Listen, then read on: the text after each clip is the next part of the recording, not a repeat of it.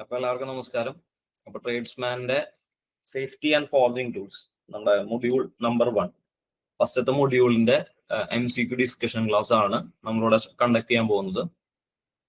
അപ്പോൾ സേഫ്റ്റിയുടെയും അതുപോലെ തന്നെ ഫോർജിങ് ടൂൾസിന്റെയും കുറെ ഡീറ്റെയിൽസ് നിങ്ങൾക്ക് കിട്ടിയിട്ടുണ്ട്. അപ്പോൾ നിങ്ങൾ അത് പഠിച്ചിട്ടുണ്ടായിരിക്കും. നിങ്ങളുടെ സ്റ്റഡി പ്ലാൻ അനുസരിച്ചിട്ട് നിങ്ങൾ കൃത്യമായിട്ട് പഠിച്ചിട്ടുണ്ടായിരിക്കും. അപ്പോൾ നമ്മൾ ഇന്നിവിടെ ഉദ്ദേശിക്കുന്നത് ഈ സേഫ്റ്റിയുടെ റിലേറ്റഡ് ആയിട്ട് കുറെ ഡൗട്ടുകൾ നിങ്ങൾക്ക് വന്നിട്ടുണ്ട്. അപ്പോൾ ആ ഡൗട്ടുകൾ നമുക്ക് ക്ലിയർ ചെയ്തിട്ട് പോകാം. അതുപോലെ തന്നെ ഇത് റിലേറ്റഡ് ആയിട്ട് വരാൻ സാധ്യതയുള്ള അല്ലെങ്കിൽ ഇമ്പോർട്ടൻ്റ് ആയിട്ട് നമ്മൾ പഠിച്ചിരിക്കേണ്ട ബേസിക് ആയിട്ടുള്ള ക്വസ്റ്റ്യൻസിനെ കുറിച്ചിട്ടാണ് നമ്മളിവിടെ ഡിസ്കസ് ചെയ്യാൻ പോകുന്നത്. For accurate reading of steel rule taking reading vertically in order to avoid dash eyesight, vertical error, parallax error, reflection error. ഏതാണ്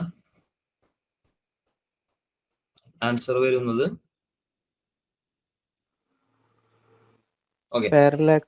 പാരലാക്സ് എറർ. അപ്പോൾ നമ്മൾ ഈ പാരലാക്സ് എറർ എന്ന് പറയുമ്പോൾ എന്താ വെച്ചിട്ടുണ്ടെങ്കിൽ നമ്മൾ ലീനിയർ മെഷർമെന്റ് എടുക്കാൻ വേണ്ടിയിട്ടാണ് സ്റ്റീൽ റൂൾ ഉപയോഗിക്കുന്നത്. സ്റ്റീൽ റൂളിന്റെ അക്യുറസി എത്രയാണെന്ന് എല്ലാവർക്കും അറിയാലോ. എത്രയാണ് സ്റ്റീൽ റൂളിന്റെ അക്യുറസി? സ്റ്റീൽ റൂളിന്റെ ലീസ്റ്റ് കൗണ്ട് 0.5 mm. അപ്പൊ നമ്മൾ സ്റ്റീൽ റൂൾ കാണുമ്പോൾ നമ്മൾ സാധാരണ നമ്മൾ കാണുന്ന ഒരു സ്റ്റീൽ റൂളില് നമ്മളിങ്ങനെ 1 mm ഒരു ഇത് മാത്രമേ കണ്ടിട്ടുണ്ടായിരിക്കുള്ളൂ അല്ലെ. അഞ്ചാമത്തേല് കുറച്ച് വലുതായിട്ട് വരച്ചിട്ടുണ്ടായിരിക്കും. പിന്നെ ഇവിടെ അങ്ങനെ 1 സെന്റിമീറ്റർ എന്ന് അടയാളപ്പെടുത്തിയിട്ടുണ്ടായിരിക്കും. അപ്പോ ഇതായിരിക്കും നമ്മൾ സാധാരണഗതിയിൽ സ്റ്റീൽ റൂളിൽ കണ്ടിട്ടുണ്ടായിരിക്കുക. പക്ഷേ യഥാർത്ഥത്തിൽ നമ്മൾ സാധാരണ നമുക്ക് ലഭ്യമാകുന്ന സ്റ്റീൽ റൂളിൽ ഇതിന്റെ ഇടയിൽ ആദ്യത്തെ ഒരു 5 സെന്റിമീറ്റർ വരെ ഇതിന്റെ ഇടയിൽ ചെറിയൊരു സെക്ഷൻ കൂടി ഉണ്ടായിരിക്കും. അത് കാരണമാണ് നമ്മൾ ഇതിന്റെ അക്യുറസി 1 mm പകുതിയായിട്ടുള്ള 0.5 mm എന്ന് കണക്കാക്കാൻ കാരണം. ഇനി നമ്മൾ ലീനിയർ മെഷർമെന്റ് എടുക്കുന്ന സമയത്ത് നമ്മുടെ ഓവർസൈറ്റ് കൊണ്ടോ അല്ലെങ്കിൽ നമ്മൾ നോക്കുന്ന ദിശ കൊണ്ടോ, ഇപ്പൊ നമ്മൾ നോക്കുന്നത് ഇവിടെ നിന്നാണ് വിചാരിക്കുക, ഒരു സൈഡിൽ നിന്നാണ് വിചാരിക്കുക, അതുപോലെ തന്നെ സ്ട്രെയിറ്റിൽ നിന്നാണ് വിചാരിക്കുക, ഇതുപോലെ ലെഫ്റ്റ് സൈഡിൽ നിന്നാണ് വിചാരിക്കുക. ഇങ്ങനെ നോക്കുമ്പോൾ നമ്മൾ വർക്ക് പീസിൽ നിന്ന് അളവുകൾ എടുക്കുന്ന സമയത്ത് ആ അളവ് ഇവിടെ നിന്ന് നോക്കുമ്പോൾ 4 ജോയിൻ ചെയ്തതായിട്ടും സ്ട്രെയിറ്റ് ആയിട്ട് നോക്കുമ്പോൾ 5 ജോയിൻ ചെയ്യുന്നതായിട്ടും സൈഡിൽ നിന്ന്, അതായത് ലെഫ്റ്റ് സൈഡിൽ നിന്ന് നോക്കുമ്പോൾ 6 അടുത്തേക്ക് ജോയിൻ ചെയ്യുന്നതായിട്ടും നമുക്ക് തോന്നാനുള്ള ചാൻസ് കൂടുതലാണ്. ഇങ്ങനെയുള്ള എററിനെയാണ് പാരലാക്സ് എറർ എന്ന് പറയുന്നത്. ഇപ്പൊ ലീനിയർ മെഷർമെന്റ് എടുക്കുന്ന എല്ലാ സ്ഥലങ്ങളിലും, ഇപ്പൊ സ്റ്റീൽ റൂളിൽ മാത്രമല്ല, സ്റ്റീൽ റൂളിലാണെങ്കിലും ഇനിയിപ്പോ വെർനിയർ കാലിബർ ആണെങ്കിലും മൈക്രോമീറ്റർ ആണെങ്കിലും ആ രീതിയിൽ മെഷർമെന്റ് എടുക്കുന്ന, ഡയറക്റ്റ് മെഷർമെന്റ് എടുക്കുന്ന എല്ലാ സ്ഥലങ്ങളിലും നമ്മൾ എപ്പോഴും റീഡിങ് നടത്തേണ്ടത് വെർട്ടിക്കലി ഡയറക്റ്റ് ആയിട്ട് നമ്മൾ റീഡിങ് എടുക്കണം. അല്ലെങ്കിൽ ഈ പാരലാക്സ് എറർ വരാൻ ചാൻസ് ഉണ്ട്. Dash is used to protection against injury from outside body. അപ്പോ ഇത് നമ്മുടെ സേഫ്റ്റിയുടെ ഭാഗമായിട്ട് വരുന്നതാണ്. അപ്പോൾ ഔട്ട്സൈഡ് ഏതെങ്കിലും ഒരു വസ്തുവിനെ പുറത്തു നിന്നുള്ള ഇഞ്ചുറിയിൽ നിന്ന് നമ്മൾ രക്ഷിക്കാൻ വേണ്ടിയിട്ട് നമ്മൾ എന്ത് പേഴ്സണൽ പ്രൊട്ടക്റ്റീവ് എക്യുപ്മെന്റ് ആണ് ധരിക്കുക എന്നുള്ളതാണ് ഇതിൽ ചോദിച്ചിട്ടുള്ളത്. Non respiratory, personal protective equipment 3, respiratory, all the above. ഏതാണ്? PP3 എന്ന് പറഞ്ഞാൽ എന്താണ്? ബോഡി പ്രൊട്ടക്റ്റീവ് ആണോ PP3? ഓപ്ഷൻ എ അല്ലേ? Oh yes. Okay, non respiratory ആണ് ഇതിന് ഉത്തരം വരുന്നത്. ഓക്കെ, അപ്പൊ നമുക്ക് എന്താണ് ഈ പേഴ്സണൽ പ്രൊട്ടക്റ്റീവ് എക്യുപ്മെന്റിന്റെ ഒരു സിസ്റ്റം എന്ന് നോക്കാം. അപ്പോ പേഴ്സണൽ പ്രൊട്ടക്റ്റീവ് എക്യുപ്മെന്റ് അഥവാ PP1 to 8 എന്ന് പറയുന്നത് നമ്മൾ ഏതൊക്കെ ഭാഗങ്ങളെ സംരക്ഷിക്കണം, ആ ഭാഗങ്ങളെ എല്ലാം അതിന്റെ പ്രയോറിറ്റി അനുസരിച്ചിട്ടും അതിന്റെ രീതിക്ക് അനുസരിച്ചിട്ടും BIS സ്റ്റാൻഡേർഡ് അനുസരിച്ചിട്ടും. BISന്റെ ഫുൾ ഫോം എന്താ? Bureau of Indian standard. അത്രേ ഉള്ളൂ, സ്റ്റാൻഡേർഡൈസേഷൻ ഒന്നുമില്ല. Bureau of Indian standard. അപ്പോൾ BIS അനുസരിച്ചിട്ട് നമ്മുടെ അവിടെ ലഭ്യമായിട്ടുള്ള പേഴ്സണൽ പ്രൊട്ടക്റ്റീവ് എക്യുപ്മെന്റിന് ഓരോ നമ്പറുകൾ കൊടുത്തിട്ടുണ്ട്. പേഴ്സണൽ പ്രൊട്ടക്റ്റീവ് എക്യുപ്മെന്റ് PP1 എന്ന് പറയുന്നത് എന്താണ്? ഹെൽമെറ്റ്. നമ്മുടെ ശരീരത്തിലെ ഏറ്റവും പ്രധാനപ്പെട്ട ഭാഗം എന്നുള്ള രീതിയിൽ നമുക്ക് എടുക്കാം. പേഴ്സണൽ പ്രൊട്ടക്റ്റീവ് എക്യുപ്മെന്റിലെ ഏറ്റവും പ്രധാനപ്പെട്ട ഭാഗമായിട്ടുള്ള, അല്ലെങ്കിൽ നമ്മുടെ ശരീരത്തിലെ ഏറ്റവും പ്രധാനപ്പെട്ട ഭാഗമായിട്ടുള്ള ഹെഡിനെ പ്രൊട്ടക്ട് ചെയ്യുന്നതാണ്. PP2 എന്ന് പറഞ്ഞാലോ ഫുട്വെയർ. അതായത് നമ്മുടെ പേഴ്സണൽ പ്രൊട്ടക്റ്റീവ് എക്യുപ്മെന്റിൽ തന്നെ നമ്മുടെ പിന്നെ ഏറ്റവും കൂടുതൽ പ്രൊജക്റ്റ് ആയിട്ട് നമുക്ക് ശരിക്കും നമ്മുടെ തലയുടെ മുകളിലേക്ക് ഒരു സാധനം വരുമ്പോൾ നമുക്ക് കാണാൻ സാധിക്കില്ല എന്നാണ് പറയാ. അതായത് അത് അൺഎക്സ്പെക്ടഡ്, വളരെ അൺഎക്സ്പെക്ടഡ് ആണ്. ബാക്കിയുള്ളതിനൊക്കെ നമുക്ക് വിഷന്റെ ഒരു ചെറിയൊരു അഡ്വാൻറ്റേജ് കിട്ടും. ബാക്കിയുള്ള ശരീരത്തിന്റെ ഭാഗങ്ങളിലൊക്കെ നമുക്ക് അപകടം പറ്റുമ്പോൾ വിഷന്റെ ചെറിയൊരു അഡ്വാൻറ്റേജ് കിട്ടും. പക്ഷെ നമ്മുടെ തലയുടെ മുകളിൽ നിന്ന് ഒരു സാധനം നമുക്ക് വരികയാണെങ്കിൽ നമുക്ക് ആ ഒരു അഡ്വാൻറ്റേജ് കിട്ടില്ല. അതാണ് ഇതിന് ഏറ്റവും പ്രാധാന്യം കൊടുത്തിട്ടുള്ളത് പേഴ്സണൽ പ്രൊട്ടക്റ്റീവ് എക്യുപ്മെന്റ് 1 ആയിട്ട് തന്നെ. പിന്നെ ഹെഡിന്റെയും പ്രത്യേകത കാരണം പേഴ്സണൽ പ്രൊട്ടക്റ്റീവ് എക്യുപ്മെന്റ് 1. ഈ നമ്മുടെ ശരീരത്തിന്റെ ഭാഗങ്ങളിൽ നോക്കുകയാണെന്ന് വെച്ചാൽ ഏറ്റവും പുറത്തേക്ക് നിൽക്കുന്ന ഭാഗം നമ്മുടെ ശരീരത്തിന്റെ മൊത്തത്തില് ഇപ്പൊ കഴുത്ത് മുതൽ ഇങ്ങനെ നോക്കി കഴിഞ്ഞിട്ടുണ്ടെങ്കിൽ വയറ്, അത് കഴിഞ്ഞ് നമ്മുടെ കാലിന്റെ ഇവിടേക്ക് ഇങ്ങനെ പ്രൊജക്റ്റ് ആയിട്ട് നിൽക്കുന്നത് കാലിന്റെ ഫുഡ് വിയർ ആണ്. അത് കാരണമാണ് പേഴ്സണൽ പ്രൊട്ടക്റ്റീവ് എക്യുപ്മെന്റ് 2 എന്നുള്ള രീതിയിൽ ഇത് കൊടുത്തിട്ടുള്ളത്. അല്ലെങ്കിൽ പഠിക്കാൻ വേണ്ടിയിട്ടെങ്കിലും നിങ്ങൾ അങ്ങനെ മനസ്സിലാക്കാം. ഇനി പേഴ്സണൽ പ്രൊട്ടക്റ്റീവ് 3 എന്ന് പറഞ്ഞാൽ എന്താണ്? Respiratory protective equipment. ഇത് രണ്ടും ഒന്ന് തന്നെയാണ്. പേഴ്സണൽ പ്രൊട്ടക്റ്റീവ് എക്യുപ്മെന്റ് 3 എന്ന് പറഞ്ഞാലും റെസ്പിറേറ്ററി എന്ന് പറഞ്ഞാലും ഒന്ന് തന്നെയാണ്. PPE 3 തന്നെയാണ് രണ്ടും. പേഴ്സണൽ പ്രൊട്ടക്റ്റീവ് എക്യുപ്മെന്റ് 3 ആണ്. അപ്പൊ അതിന്റെ ഇമ്പോർട്ടന്റ് എന്ന് പറഞ്ഞു കഴിഞ്ഞാൽ നമുക്ക് മനസ്സിലാക്കാൻ സാധിക്കും എന്തുകൊണ്ടാണ് നമ്മൾ പേഴ്സണൽ പ്രൊട്ടക്റ്റീവ് എക്യുപ്മെന്റ് 3 എന്ന് അതിന് പറയാൻ കാരണം വെച്ചിട്ടുണ്ടെങ്കിൽ റെസ്പിറേറ്ററി ബാക്കി എല്ലാത്തിന്റെയും പ്രൊട്ടക്ഷൻ എന്ന് പറയുന്നത് പുറത്തു നിന്നാണ്. റെസ്പിറേറ്ററിയുടെ പ്രൊട്ടക്ഷൻ മാത്രം പുറത്തു നിന്നല്ല. അതായത് അതെങ്ങനെയാണ് ഇൻഹേൽ ഔട്ട്സൈഡ് ബോഡി തന്നെയല്ല പ്രൊട്ടക്ട് ചെയ്യുന്നത്. ഇപ്പോ നമ്മുടെ കണ്ണാണെങ്കിലും തലയാണെങ്കിലും അതുപോലെ കൈയാണെങ്കിലും എല്ലാം സ്കിൻ ഓറിയന്റഡ് ആയിട്ടുള്ള ഭാഗങ്ങളിൽ അവയവങ്ങളെ പ്രൊട്ടക്ട് ചെയ്യുകയാണ് ചെയ്യുന്നത്. പക്ഷെ റെസ്പിറേറ്ററിയിൽ മാത്രം നമ്മൾ പ്രൊട്ടക്ട് ചെയ്യുന്നത് റെസ്പിറേറ്ററി സിസ്റ്റത്തെ മൊത്തത്തിലാണ്. നമ്മുടെ ശ്വാസകോശം ഉൾപ്പെടെ വരുന്ന റെസ്പിറേറ്ററി സിസ്റ്റത്തെ മൊത്തത്തിലാണ്. അപ്പൊ അത് കാരണമാണ് പേഴ്സണൽ പ്രൊട്ടക്റ്റീവ് എക്യുപ്മെന്റ് 3 ആയിട്ടുള്ള റെസ്പിറേറ്ററി ആയിട്ടുള്ള കാര്യങ്ങൾ ഇതിൽ പെടാത്തത്. അപ്പോൾ ഇതിന്റെ ഉത്തരം നോൺ റെസ്പിറേറ്ററി ആണ്. നമ്മുടെ ടെക്സ്റ്റിൽ നോക്കിക്കഴിഞ്ഞാൽ എല്ലാ മെക്കാനിക്കൽ ടെക്സ്റ്റുകളും നോക്കി കഴിഞ്ഞിട്ടുണ്ടെങ്കിൽ ഇതിനെ പറ്റിയിട്ടുള്ള ഉത്തരം കൃത്യമായിട്ട് കൊടുത്തിട്ടുണ്ടായിരിക്കും. ഓൾ ഓഫ് ദിസ് എന്തായാലും വരില്ല. ഇനി പേഴ്സണൽ പ്രൊട്ടക്റ്റീവ് എക്യുപ്മെന്റ് 4 എന്ന് പറഞ്ഞാൽ എന്താണ്? യെസ്. നമ്മള് ഈ ആംസിന്റെ എന്ന് പറയുമ്പോൾ ഗ്ലൗസ് എന്നുള്ള രീതിയിലാണ് നമ്മൾ ഉദ്ദേശിക്കുന്നത്. നമ്മുടെ ഹാൻഡിന്റെ പ്രൊട്ടക്ഷൻ എന്നുള്ള രീതിയിൽ. അതുപോലെ തന്നെ നമ്മൾ വെൽഡിംഗ് ഒക്കെ ചെയ്യുമ്പോൾ നമ്മുടെ ഈ റിസ്റ്റിന്റെ തൊട്ട് ഇതിലുള്ള നമ്മുടെ ഈ കൈയിന്റെ ഭാഗം ഉണ്ടല്ലോ, ആ ഭാഗം കൂടി നമ്മൾ പ്രൊട്ടക്ട് ചെയ്യാൻ വേണ്ടിയിട്ട് ഉപയോഗിക്കും. പേഴ്സണൽ പ്രൊട്ടക്റ്റീവ് എക്യുപ്മെന്റ് 5 സ്ഥിരമായിട്ട് പരീക്ഷയ്ക്ക് ചോദിക്കാറുള്ളതാണ്. അതെന്താണ്? PPE 5 സ്ഥിരമായിട്ട് പരീക്ഷയ്ക്ക് ചോദിക്കാറുള്ളതാണ്. ഐസും ഫേസും. ഐ കണ്ണാണ്. എന്താണ്? ഐസ് അതന്നെ, കണ്ണ് എന്നുള്ള രീതിയിൽ പഠിച്ചാൽ മതി. ഐസ് ആണ് പ്രധാനമായിട്ട്. നമ്മൾ സേഫ്റ്റി ഗൂഗിൾസ് ഒക്കെയാണ് ഉപയോഗിക്കുക വെൽഡിങ് ചെയ്യുന്ന സമയത്ത്, അതുപോലെ ഗ്രൈൻഡിങ് ചെയ്യുന്ന സമയത്ത്. അതുപോലെ തന്നെ നമ്മള് കെമിക്കലായിട്ടുള്ള റിലേറ്റഡ് ആയിട്ടുള്ള കാര്യങ്ങളിൽ സ്പ്രേ ചെയ്യുമ്പോഴോ അല്ലെങ്കിൽ പെയിന്റിങ് ചെയ്യുമ്പോഴോ ഒക്കെ നമ്മൾ കൂടുതലായിട്ട് അതിന്റെ പെയിന്റിങ് ചെയ്യുമ്പോൾ നമ്മൾ റെസ്പിറേറ്ററിക്കാണ് കൂടുതൽ പ്രാധാന്യമെങ്കിലും ഇതിനും പ്രാധാന്യം കൊടുക്കുന്നുണ്ട്. PPE 6 എന്ന് പറയുമ്പോൾ ക്ലോത്തിങ്, കവറോൾ, നമ്മുടെ ശരീരത്തിന്റെ എല്ലാ ഭാഗങ്ങളെയും കവർ ചെയ്യുന്ന കവറോൾ. ഓക്കെ. അടുത്തത് personal protective equipment 7 year protection. അപ്പൊ സേഫ്റ്റി ഹാർനസ് ആയിട്ട് ഇയർ പ്ലഗുകൾ, അതുപോലെ തന്നെ ഇയർ മഫ്ലർ. അതായത് നമ്മള് പാട്ട് കേൾക്കാനൊക്കെ നമ്മള് ചെറിയൊരു ഇതൊക്കെ ഉപയോഗിക്കില്ലേ, ഹെഡ്സെറ്റ് ഒക്കെ ഉപയോഗിക്കില്ലേ. അപ്പൊ അതുപോലെ സൗണ്ടിനെ വളരെയധികം കുറയ്ക്കാൻ വേണ്ടിയിട്ട് നമ്മൾ ഇയർ മഫ്ലറുകളൊക്കെ യൂസ് ചെയ്യാറുണ്ട്. അടുത്തത് പേഴ്സണൽ പ്രൊട്ടക്റ്റീവ് എക്യുപ്മെന്റ് 8 ഏതാണ്? Safety belt and harness. Okay. അപ്പൊ ഇങ്ങനെയാണ് സേഫ്റ്റിയുടെ പ്രധാനപ്പെട്ട കാര്യം. ഇതില് കൂടുതൽ ചോദിക്കാൻ ചാൻസ് ഉള്ള ഒന്നില്ലെങ്കിൽ ഈ ക്വസ്റ്റ്യൻ അല്ലെങ്കിൽ പേഴ്സണൽ പ്രൊട്ടക്റ്റീവ് എക്യുപ്മെന്റ് 5 or 7. ഇതാണ് സാധാരണഗതിയിൽ എല്ലാ പരീക്ഷകളും ചോദിക്കാറുള്ളത്. നമുക്ക് കൺഫ്യൂഷൻ ആവുന്നതാണ്. പേഴ്സണൽ പ്രൊട്ടക്റ്റീവ് എക്യുപ്മെന്റ് 5 എന്നുള്ളത് ഐസിന്റെ പ്രൊട്ടക്ഷൻ എന്നുള്ള രീതിയിൽ പഠിക്കുക, 7 എന്നുള്ളത് ഇയേഴ്സിന്റെ പ്രൊട്ടക്ഷൻ എന്നുള്ള രീതിയിലും പഠിക്കുക. പക്ഷെ നമ്മളത് ചിലപ്പോൾ ഇന്റർചേഞ്ച് ആവാൻ ചാൻസ് ഉണ്ട്. നമുക്ക് സാധാരണ രീതിയിലല്ല, നമ്മൾ ചിലപ്പോൾ പരീക്ഷയിൽ ഭയങ്കര ടെൻസ്ഡ് ആയിട്ടാവും ഉപയോഗിക്കുന്നുണ്ടാവുക. ചിലപ്പോൾ നന്നായിട്ട് പഠിച്ച കാരണം ടെൻഷൻ ഉണ്ടായിരിക്കും, ചിലപ്പോൾ ഒട്ടും പഠിക്കാത്ത കാരണമോ അല്ലെങ്കിൽ കൃത്യമായിട്ട് മനസ്സിലാക്കാത്ത കാരണമോ നമുക്ക് ടെൻഷൻ ഉണ്ടായിരിക്കും. അപ്പോൾ ആ ടൈമിൽ നമുക്ക് ചെറിയൊരു കൺഫ്യൂഷൻ വരാൻ ചാൻസ് ഉണ്ട്. അപ്പോൾ ആദ്യം വരുന്നത് കണ്ണാണ് എന്നുള്ള കൺസെപ്റ്റിൽ എടുക്കുക, അത് കഴിഞ്ഞിട്ടാണ് നമ്മുടെ ഇയർ വരുന്നത് എന്ന് വിചാരിക്കുക. അപ്പോൾ അതിൽ നിന്ന് തന്നെ നമുക്ക് അതിനെ പെട്ടെന്ന് തന്നെ മനസ്സിലാക്കാൻ പറ്റും. അപ്പൊ personal protective equipment 5 denotes which of the following protective equipment? ഏതിലാണ്? ആ, സേഫ്റ്റി ഗൂഗിൾസ് ആണ് വരുന്നത്. ഓക്കെ, അപ്പൊ ഇതിലൊന്നും ഡൗട്ട് തോന്നേണ്ട ആവശ്യമില്ല.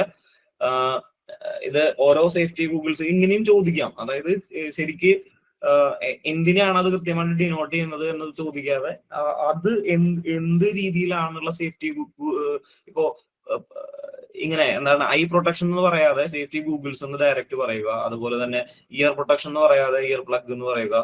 ശരീരത്തിന്റെ മൊത്തത്തിലുള്ള പ്രൊട്ടക്ഷൻ എന്ന് പറയാതെ കവറോൾ എന്ന് പറയുക. ഹാൻഡിന്റെ പ്രൊട്ടക്ഷൻ എന്ന് പറയാതെ ഹാൻഡ് ഗ്ലൗസ് എന്ന് പറയുക. ആ രീതിയിലും പരീക്ഷയ്ക്ക് ക്വസ്റ്റ്യൻ നോക്കാവുന്നതാണ്. Which of the following is denoted the key element of first aid? First എയ്ഡിന്റെ പ്രധാനപ്പെട്ട കീ എലമെന്റ് എന്താണ്? Preserve life, prevent further harm, promote recovery, all the above. All of the above. Okay, ഇത് wild guess എന്നുള്ള രീതിയിലായിരിക്കും ചിലപ്പോൾ ചില ആൾക്കാർ പറഞ്ഞിട്ടുണ്ടായിരിക്കുക. അപ്പൊ നമ്മള് എന്തുകൊണ്ടാണ് ഫസ്റ്റ് എയ്ഡ് ഇത്ര ഇമ്പോർട്ടന്റ് എന്നുള്ളത് മനസ്സിലാക്കണം. അതിന് നമ്മൾ ആദ്യം ഗോൾഡൻ അവർ എന്താണെന്ന് അറിയണം. ഗോൾഡൻ അവർ എന്താണ്? Golden hour first 30 minutes. Okay, ചില ടെക്സ്റ്റുകളിലല്ല, നമ്മുടെ നിമിയുടെ ടെക്സ്റ്റ് അനുസരിച്ചിട്ട് first 30 minutes after the accident എന്നാണ്. ചില സ്ഥലങ്ങളിൽ ചില ടെക്സ്റ്റുകളിൽ ഓൺലൈനൊക്കെ നോക്കി കഴിഞ്ഞാൽ ഫസ്റ്റ് 60 minutes എന്നും കാണാറുണ്ട്. പക്ഷെ നമ്മൾ പഠിക്കേണ്ടത് എപ്പോഴും ഫസ്റ്റ് 30 minutes തന്നെയാണ്. കാരണം നമ്മുടെ നിമി ടെക്സ്റ്റ് അനുസരിച്ചിട്ട് first 30 minutes after the accident is known as golden hour. അപ്പൊ ഈ ഗോൾഡൻ അവറിന്റെ പ്രത്യേകത എന്ന് പറഞ്ഞു കഴിഞ്ഞാൽ ഈ ഒരു സമയത്ത് നമ്മൾ ആക്സിഡന്റ് സംഭവിച്ചതിന് ശേഷം ഈ ഒരു ടൈമിനുള്ളിൽ നമ്മൾ ഈ പറയുന്ന ആളേനെ ആശുപത്രിയിലോ അല്ലെങ്കിൽ നെസസറി ആയിട്ടുള്ള ഫസ്റ്റ് എയ്ഡ് കൊടുത്തു കഴിഞ്ഞാൽ അദ്ദേഹത്തിന് രക്ഷിക്കാൻ സാധിക്കും എന്നാണ് പറയുന്നത്. അപ്പോ അത് എങ്ങനെയാണ് സാധിക്കുന്നതെന്ന് ചോദിച്ചു കഴിഞ്ഞാൽ ഒരു കാര്യം ഇതാണ്, പ്രിസർവ് ലൈഫ്, അതായത് ജീവൻ രക്ഷ എന്നുള്ള രീതിയിൽ ഇതിന് ഉപയോഗിക്കാൻ സാധിക്കും ഫസ്റ്റ് എയ്ഡ് ഉപയോഗിക്കുമ്പോൾ. പ്രിവെന്റ് ഫർദർ ഹാം, അതായത് ആ ഫസ്റ്റ് എയ്ഡ് വെക്കുന്നതിന്റെ ഫലമായിട്ട് വീണ്ടും ആ ഫസ്റ്റ് എയ്ഡ് കൊടുക്കാത്ത കാരണം അദ്ദേഹത്തിന് ഉണ്ടാവുന്ന കൂടുതൽ അപകടങ്ങളെ നമുക്ക് കുറയ്ക്കാൻ സാധിക്കും. അതുപോലെ തന്നെ അദ്ദേഹത്തിന് റിക്കവറിക്ക് പ്രൊമോട്ട് ചെയ്യാനും സാധിക്കും. ഇതാണ് ഇതിന്റെ പ്രധാനപ്പെട്ട ഇതിന്റെ ഒരു കീ എലമെന്റ്സ് എന്ന് പറയുന്നത്. എന്തുകൊണ്ട് ഈ 3 കാര്യങ്ങളും ചെയ്യാൻ വേണ്ടിയിട്ടാണ് നമ്മൾ ഈ ഗോൾഡൻ അവറിനുള്ളിൽ തന്നെ ഫസ്റ്റ് എയ്ഡ് കൊടുക്കണം അല്ലെങ്കിൽ അദ്ദേഹത്തിന് ആശുപത്രിയിൽ എത്തിക്കണം എന്നുള്ള രീതിയിൽ പറയുന്നത്.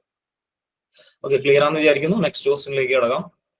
Which fire extinguisher is suitable for running and flammable liquid fire? Running and flammable liquid fire. Form fire extinguisher, CTC, carbon dioxide fire extinguisher, dry powder.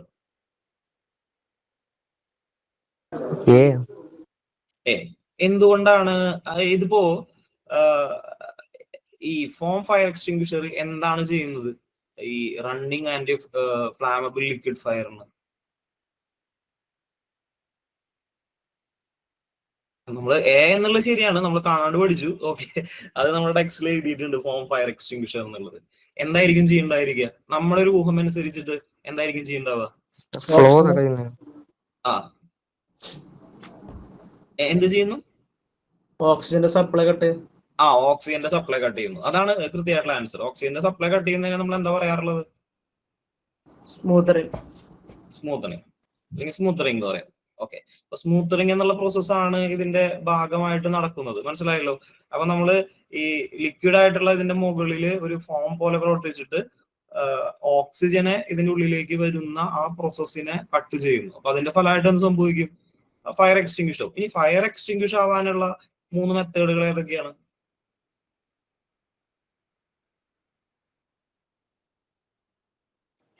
Starving, സ്മൂത്തറിങ്, അതുപോലെ തന്നെ കൂളിംഗ്. ഓക്കെ, അപ്പോ അതിനു മുന്നേ നമ്മൾ നോക്കേണ്ടത് the key elements of fire എന്തൊക്കെയാണ്, അല്ലെങ്കിൽ ട്രയാങ്കുലറിൽ വരുന്ന ആ 3 കണ്ടന്റുകൾ എന്തൊക്കെയാണ് ഫയറിന്റെ? Oxygen, heat, fuel. ഓക്കെ, അപ്പോ നമ്മള് 3 എലമെന്റുകൾ മനസ്സിലായി. ഈ 3 എലമെന്റുകളെ കുറയ്ക്കുക എന്നുള്ളതാണ്, അല്ലെങ്കിൽ ഇല്ലാതാക്കുക എന്നുള്ളതാണ്, അല്ലെങ്കിൽ അത് കൃത്യമായിട്ട് ലഭ്യമാക്കാതിരിക്കുക എന്നുള്ളതാണ് ഫയറിനെ എക്സ്റ്റിംഗ്വിഷ് ചെയ്യാനുള്ള ഏറ്റവും ബെറ്റർ ആയിട്ടുള്ള ഓപ്ഷൻ. അപ്പോ ഒരു ഓപ്ഷനാണ് ഇപ്പൊ പറഞ്ഞത് സ്മൂത്തറിങ് എന്നുള്ളത്. അതെന്താ ചെയ്യണത്? ഓക്സിജനെ ഇല്ലാതാക്കുന്നു. സ്റ്റാർവിങ് എന്ന് പറയുന്നത് എന്താണ്? ഫ്യൂവലിനെ കട്ട് ചെയ്യുന്നു. ബാക്കി 2 എലമെന്റ് അവിടെ നിൽക്കുമ്പോഴും ഫ്യൂവലിനെ കട്ട് ചെയ്ത് കഴിഞ്ഞാൽ പതിയെ എന്ത് സംഭവിക്കും? ഫയർ എക്സ്റ്റിങ്വിഷ് ആവും. ഇനി സ്മൂത്തനിങ് എന്ന് പറയുമ്പോൾ എന്താണ്? പറഞ്ഞ ഓക്സിജനെ കട്ട് ചെയ്യാണ്. ഓക്കെ, കൂളിംഗ് എന്ന് പറയുമ്പോൾ എന്താണ്? ഹീറ്റ് അല്ലെങ്കിൽ ടെമ്പറേച്ചറിനെ റിഡ്യൂസ് ചെയ്യുന്ന പ്രോസസ്സാണ്. ഓക്കെ, അപ്പൊ ഇതും ക്ലിയർ ആണെന്ന് വിചാരിക്കുന്നു. നെക്സ്റ്റ് ക്വസ്റ്റ്യനിലേക്ക് കടക്കാം. What is a leg vice used for? Leg vice എന്തിനാണ് യൂസ് ചെയ്യുന്നത്? Holding metal in a place for forging, measuring the temperature of metal, cutting the metal sheet, polishing the metal surface. Option A simple ആയിട്ടുള്ളതാണ്. പക്ഷെ ഇത് നമ്മള് എന്താണ് ചിലപ്പോ വേറെ, അതായത് കൃത്യമായിട്ട് നമ്മൾ ആ ഭാഗം പഠിച്ചിട്ടില്ലെങ്കിൽ നമ്മൾ ചിലപ്പോ തെറ്റിദ്ധരിച്ചിട്ട് വേറെ ഏതെങ്കിലും ആൻസറിലേക്ക് പോകാൻ ചാൻസ് ഉണ്ട്. ഇനി ലെഗ് വൈസ് എന്നുള്ളത് ഒരു വലിയ വയസ്സാണോ ചെറിയ വയസ്സാണോ? കമ്പാരിറ്റീവ്ലി നിങ്ങളൊരു ഇതനുസരിച്ച്, ഊഹം അനുസരിച്ച് ചെറിയ വയസ്സാണ്. അതിനെതിരെ അഭിപ്രായമുള്ള വല്ലവരും ഉണ്ടോ? ലെഗ് വൈസ് കണ്ടിട്ടുണ്ടോ? ഇതിലുള്ള ആളുകളിൽ ആരെങ്കിലും ലെഗ് വൈസ് കണ്ടിട്ടുണ്ടോ? കണ്ടിട്ടില്ല അല്ലെ? കണ്ടിട്ടുണ്ടെങ്കിൽ ചെറിയ വയസ്സാന്ന് പറഞ്ഞില്ല. ലെഗ് വൈസ് വളരെ വലിയ വയസ്സാണ്. കമ്പാരിറ്റീവ്ലി നമ്മുടെ ബെഞ്ച് വൈസോ അല്ലെങ്കിൽ മെഷീൻ വൈസോ. എന്താണ് ഹാൻഡ് വൈസ് ആണ് ചെറുത്. ഓക്കെ, അതല്ല ഞാൻ പറഞ്ഞു. ലെഗ് വൈസ് കണ്ടിട്ടുണ്ടോ ഞാൻ ചോദിച്ചത്. ലെഗ് വൈസ് എങ്ങനെയുള്ള വയസ്സാന്ന് വെച്ചാൽ ഹാൻഡ് വൈസ് ചെറുതാണ്. അതിൽ നമ്മള് എന്താണ് ഒരു വിങ് നട്ടൊക്കെ വെച്ചിട്ട് അത് ചെറുതായിട്ട് ഈ ഹാൻഡ് വൈസ് പോലെ തന്നെയാണ് ലെഗ് വൈസ് ഉണ്ടായിരിക്കും. പക്ഷെ ലെഗ് വൈസ് വളരെ വലുതാണ്. അതായത് നമ്മളൊരു വർക്ക് ബെഞ്ചിന്റെ ഏകദേശം അതേ ഒരു ഹാഫിനേക്കാൾ കൂടുതൽ ഹൈറ്റ് ഒക്കെ വരുന്ന രീതിയിലാണ് അത് ഫിറ്റ് ചെയ്തിട്ടുണ്ടായിരിക്കുക. നിങ്ങൾ ഒരു കാര്യം ആലോചിച്ചാൽ മതി, വലിയ രീതിയിലുള്ള ഫോർജിങ് മെറ്റലിനെയൊക്കെ ഹോൾഡ് ചെയ്യണം. അത് മാത്രമല്ല നമ്മൾ വലിയ രീതിയിലുള്ള ഹാമറിങ് എഫക്റ്റ് ഒക്കെ കൊടുക്കണം. അത് കാരണം തന്നെ ലെഗ് വൈസ് നിർമ്മിച്ചിരിക്കുക അതുപോലുള്ള മെറ്റീരിയൽ കൊണ്ടാണ്, MS പോലുള്ള മെറ്റീരിയൽ കൊണ്ടാണ് ലെഗ് വൈസ് സാധാരണഗതിയിൽ നിർമ്മിക്കുക. നമ്മൾ സാധാരണ വൈസ് ഒക്കെ എന്തുകൊണ്ടാണ് നിർമ്മിക്കാറുള്ളത്? സാധാരണ വൈസ് എന്തുകൊണ്ടാണ് നിർമ്മിക്കാറുള്ളത്? കാസ്റ്റ് അയൺ വെച്ചിട്ടാണ്. കാസ്റ്റ് അയൺ വെച്ചിട്ടൊക്കെയാണ് നമ്മൾ നിർമ്മിക്കാറുള്ളത്. പക്ഷെ ഇതില് ഹെവി ആയിട്ടുള്ള വൈബ്രേഷൻ വരാൻ ചാൻസ് ഉണ്ട്. അപ്പോ കാസ്റ്റ് അയൺ ആണെങ്കിൽ എന്ത് സംഭവിക്കും? ബ്രിട്ടിലാണ്. അപ്പൊ അത് പൊട്ടി പോകാനുള്ള ചാൻസ് കൂടുതലാണ്. അപ്പൊ അത് കാരണം നമ്മൾ എന്ത് ചെയ്യും? സാധാരണ മൈൽഡ് സ്റ്റീലൊക്കെ വെച്ചിട്ട് നമ്മൾ നിർമ്മിക്കാറുണ്ട്. ഓക്കെ, അപ്പൊ ലെഗ് വൈസ് എന്ന് പറയുന്നത് ഹാൻഡ് വൈസ് പോലെയല്ല, വളരെ വലുതാണ്. നമ്മുടെ മെഷീൻ വൈസിനേക്കാളും അല്ലെങ്കിൽ ബെഞ്ച് വൈസിനേക്കാളൊക്കെ വളരെ വലിപ്പം കൂടിയിട്ടുള്ളതാണ്. നമ്മൾ സാധാരണ വലിയൊരു വർക്ക് ബെഞ്ചിന്റെ ഏതെങ്കിലും ഒരു സെക്ഷനിൽ വലുതാക്കിയിട്ട് തന്നെ അത് ഉറപ്പിക്കാറുണ്ട്. സാധാരണഗതിയിൽ ചിലപ്പോൾ വെൽഡിങ്ങിന്റെ NDT പർപ്പസ് ഒക്കെ ചെയ്യാൻ വേണ്ടിയിട്ട് ചെറിയ രീതിയിൽ അത് ഉപയോഗിക്കുന്നതായിട്ട് കണ്ടിട്ടുണ്ട്. ഫോർജിങ് ഇപ്പോൾ നമ്മൾ ഉപയോഗിക്കാൻ കണ്ടിട്ടില്ല.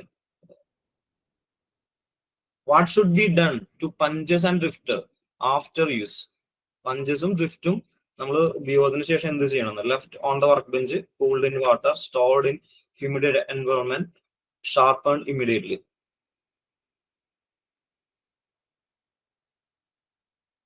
എന്താ ചെയ്യാ? Punches and drift. Cold in water. Cooled in water. ഈ പഞ്ചസ് ആൻഡ് ഡ്രിഫ്റ്റ് എന്ന് ഉദ്ദേശിക്കുന്നത് കോൾഡ് വർക്കിംഗിൽ ഉപയോഗിക്കുന്നതല്ല കേട്ടോ, ഹോട്ട് വർക്കിംഗിൽ ഉപയോഗിക്കുന്നതാണ്. അപ്പോ അത് ഈ ഒരു പ്രോസസ്സ് കഴിയുന്ന സമയത്ത് നന്നായിട്ട് ചൂടായിട്ടുണ്ടായിരിക്കും. അപ്പൊ അത് കാരണം തന്നെ അത് കൂൾ വാട്ടറിൽ നമ്മൾ ഇട്ടിട്ട് അത് കൂൾ ചെയ്യാറുണ്ട്. Okay, what is the purpose of a punch? പഞ്ചിന്റെ പ്രധാനപ്പെട്ട ധർമ്മം എന്താണ്? To cut a metal. Option ഡിയോ? ബി ശരിയാണ്. What material are punches and drift typically made of? Aluminium, copper, 0.8% carbon steel, plastic. 0.8% carbon steel. Okay, ഞാൻ അതിൽ മനഃപൂർവ്വം നിങ്ങൾക്ക് കൺഫ്യൂഷൻ ഉണ്ടാക്കാതിരിക്കാൻ വേണ്ടിയിട്ട് ഇതിന്റെ കൂടെ കാസ്റ്റ് അയണിന് ചേർക്കാഞ്ഞതാണ്, അല്ലെങ്കിൽ ഹൈ കാർബൺ സ്റ്റീലിന് ചേർക്കാഞ്ഞതാണ്. നമ്മൾ ഈ ഒരു ഇതന്നെ പഠിക്കുക. കാരണം ചില ടെക്സ്റ്റുകളിൽ നിങ്ങൾ ഹൈ കാർബൺ സ്റ്റീൽ ഒന്നും കാണാൻ ചാൻസ് ഉണ്ട്. അപ്പോ 0.8% കാർബൺ സ്റ്റീൽ. ടങ്സ്റ്റൺ കാർബൈഡ് ഉപയോഗിക്കും. ടങ്സ്റ്റൺ കാർബൈഡ് സാധാരണഗതിയിൽ യൂസ് ചെയ്ത് കണ്ടിട്ടില്ല. കാരണം ഒന്നാമത്തെ കാര്യം, ടങ്സ്റ്റൺ കാർബൈഡ് എന്നുള്ളത് ഒരു കട്ടിംഗ് മെറ്റീരിയൽ ആണ്. നിങ്ങൾ ഉദ്ദേശിച്ചത് ടങ്സ്റ്റൺ സ്റ്റീൽ ആണോ അതോ ടങ്സ്റ്റൺ കാർബൈഡ് ആണോ? Tungsten carbide. ടങ്സ്റ്റൺ കാർബൈഡ് സാധാരണഗതിയിൽ ഇങ്ങനെ ഒരു കാര്യത്തിന് ഉപയോഗിക്കുന്നില്ല. ഗ്ലാസ് ഒക്കെ കട്ട് ചെയ്യാൻ വേണ്ടിയിട്ട്, അതുപോലെ ഗ്രൈൻഡിങ് പർപ്പസ്, അങ്ങനെയുള്ള കാര്യങ്ങൾക്ക് ഉപയോഗിക്കുന്നതാണ് ടങ്സ്റ്റൺ കാർബൈഡ് എന്നുള്ളത്. അതായത് ഒരു മെറ്റലിനെ ഷാർപ്പൺ ചെയ്യാൻ വേണ്ടിയിട്ട്, അതിന്റെ മെഷീനിങ് എഫക്റ്റുകൾ കൂടാൻ വേണ്ടിയിട്ട് അങ്ങനെയൊക്കെ ഉപയോഗിക്കുന്നതാണ്. ടങ്സ്റ്റൺ കാർബൈഡ് ഏറ്റവും കൂടുതൽ നമ്മൾ കണ്ടിട്ടുള്ളത് ഈ ഗ്രൈൻഡിങ് പർപ്പസുകൾക്കും അതുപോലെ തന്നെ വളരെ ഹാർഡായിട്ടുള്ള മെറ്റീരിയൽസിനെ കട്ട് ചെയ്യാൻ വേണ്ടിയിട്ടൊക്കെയാണ് ഉപയോഗിക്കുന്നത്. ടങ്സ്റ്റൺ കാർബൈഡ് യൂസ് ചെയ്യുന്നതായിട്ട് ഞാൻ പറയണ കേട്ടിട്ടില്ല, ഞാൻ ഒരു ടെക്സ്റ്റിലും വായിച്ചിട്ടില്ല. അത് സാധാരണ ഇത് നമ്മൾ ഇങ്ങനെയാണ് ഹൈ കാർബൺ സ്റ്റീൽ എന്നുള്ള രീതിയിൽ 0.8% കാർബൺ സ്റ്റീൽ തന്നെയാണ് നമ്മൾ കണ്ടിട്ടുള്ളത്. സാറേ, ഈ പഞ്ചസ് ഡ്രിഫ്റ്റ് ഒക്കെ നമുക്ക് സ്മിത്തി ഷോപ്പിൽ യൂസ് ചെയ്യുന്ന രീതിയിലാണോ ക്വസ്റ്റ്യൻ ചോദിക്കുക? അല്ലാതെ പഞ്ചസ് പല ടൈപ്സ് ഉണ്ടല്ലോ, വേറെ ഇതിലും പഞ്ചസ് പറയുന്നുണ്ടല്ലോ. പറയുന്നുണ്ട്. അപ്പൊ ഈ ക്വസ്റ്റ്യനകത്ത് സ്മിത്തി അല്ലെങ്കിൽ ഫോർജിങ് ഷോപ്പിൽ യൂസ് ചെയ്യുന്ന പഞ്ചസ് ആൻഡ് ഡ്രിഫ്റ്റ് എന്ന് എടുത്ത് പറയുമോ ക്വസ്റ്റ്യനകത്ത്? ഇല്ല, ക്വസ്റ്റ്യനകത്ത് അങ്ങനെ പറയാൻ വഴിയില്ല. ഇപ്പൊ പഞ്ചസ് ആൻഡ് ഡ്രിഫ്റ്റ് എന്നുള്ള കാര്യത്തിൽ നോക്കുകയാണെങ്കിൽ, പഞ്ചസ് ആൻഡ് ഡ്രിഫ്റ്റ് നമ്മൾ സാധാരണഗതിയിൽ സ്മിത്തി വർക്ക്ഷോപ്പുകളിലാണ് നമ്മൾ യൂസ് ചെയ്യുക. അതിപ്പോ വർക്ക് ചെയ്യണത് ചിലപ്പോൾ കോൾഡ് വർക്കിങ്ങിലായിരിക്കാം, ചിലപ്പോൾ ഹോട്ട് വർക്കിങ്ങിലായിരിക്കാം. അല്ലെങ്കിൽ കോൾഡ് വർക്കിംഗ് ഉദ്ദേശിച്ച റൂം ടെമ്പറേച്ചറിൽ ചെയ്യണമെന്നല്ല, ഈ ക്രിസ്റ്റലൈസേഷൻ ടെമ്പറേച്ചർ ആയിട്ടുള്ള ടെമ്പറേച്ചറിന് തൊട്ട് താഴെ വരെ ചൂടാക്കിയിട്ട് നമ്മൾ ചെയ്യുന്ന പർപ്പസും ഉണ്ട്. അപ്പോ അതിൽ നമ്മളിപ്പോ സാധാരണഗതിയിൽ പഞ്ചസ് ഒക്കെ അതായത് ഇത് എന്തിനു ഉപയോഗിക്കുന്നു എന്നുള്ളതാണ് പ്രധാനം.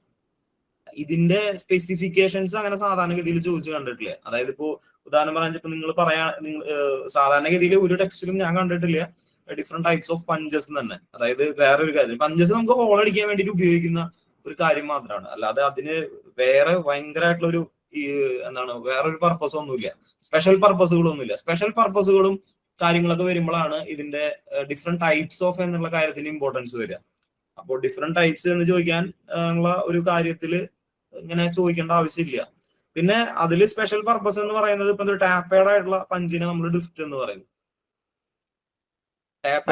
സാർ, ഈ ഡ്രിഫ്റ്റ് ഉപയോഗിച്ച് ഹോൾ അടിക്കുന്നത് ഹോളിനെ എക്സിസ്റ്റിംഗ് ഹോളിനെ സൈസ് ചെയ്യാനെ കൊണ്ടാണ് ഉപയോഗിക്കുന്നത്. സാധാരണ നമ്മൾ പഞ്ച് വെക്കുന്നു, എന്നിട്ട് നമ്മൾ അത് എന്ത് ചെയ്യുന്നു, ഡ്രിഫ്റ്റും കൂടി ഉപയോഗിച്ചിട്ട് അതിനെ ഫിനിഷ് ചെയ്തെടുക്കുന്നു. അതായത് ടാപ്പേഡ് ആയിട്ടുള്ള രീതിയിൽ എടുക്കുന്നു. ലാർജ് ടാപ്പേഡ് പഞ്ചിനെയാണ് നമ്മൾ ഡ്രിഫ്റ്റ് എന്ന് പറയുന്നത്. അതായത് ഉപയോഗമൊക്കെ ഒന്ന് തന്നെ, കട്ട് ചെയ്യാന്നുള്ളത്. സാധാരണഗതിയിൽ നമ്മൾ കട്ട് ചെയ്യാൻ വേണ്ടിയിട്ട്, അതായത് അതിന്റെ പർപ്പസ് ശരിക്കും നമ്മളിപ്പോ ഹോൾ ഏത് രീതിയിലുള്ള ഹോളാന്ന് നോക്കും. അതായത് ഇപ്പോ ഉദാഹരണം പറയുന്നത്, നമ്മൾ ഈ വർക്ക് പീസിന്റെ ഉള്ളിൽ നമ്മൾ ചെറുതായിട്ട് ഒരു ഹോൾ അടിക്കണം. അപ്പോ അതിന് ഇത്ര തിക്നെസ് ഉണ്ട്, അതിന്റെ തിക്നെസ് ഈ രീതിയിലാണ് പോണെന്ന് വിചാരിക്കുക. സാധാരണ പോലാന്ന് വെച്ചിട്ടുണ്ടെങ്കിൽ നമ്മൾ എന്ത് ചെയ്യുന്നു, പഞ്ചസ് ഉപയോഗിക്കുന്നു.